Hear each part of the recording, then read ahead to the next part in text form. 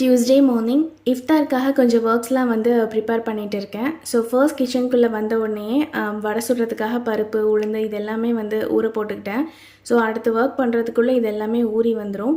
மார்னிங்கே வந்து இளநீர் கடப்பாசி வந்து செஞ்சு ஃப்ரிட்ஜில் வச்சாச்சு. இளநீர் சர்பத் பண்ணுறதுக்காக 2 இளநீர் எடுத்துருக்கேன். அது கூடவே 2 ஏலக்காவை தட்டி போட்டுக்கிறேன். கொஞ்சமாக லெமன் ஜூஸ் ஆட் பண்ணிக்கணும். அந்த இளநீருக்குள்ளே இருக்க தேங்காயுமே ஆட் பண்ணிக்கணும். கொஞ்சமாக நன்னாரி சிரப் ஆட் பண்ணிவிட்டு நல்லா மிக்ஸ் கொடுத்துட்டு ஃப்ரிட்ஜில் வச்சிங்கன்னா இளநீர் சர்பத் வந்து ரெடி. இந்த ஒர்க் எல்லாமே பண்ணி முடிச்சுட்டு ப்ரேயர் பண்ண போயாச்சு. அப்படியே கொஞ்ச நேரம் குரான் ஓதிட்டு ரெஸ்ட் எடுத்துகிட்டு அகெயின் கிச்சனுக்குள்ளே வந்துட்டேன்.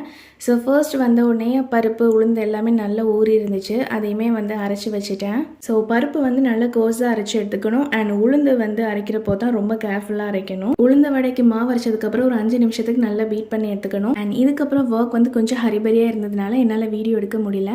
இஃப்தார் டைமும் வந்துருச்சு. அன்னைக்கு இஃப்தாருக்கு இதெல்லாம் தான் பண்ணியிருந்தேன்.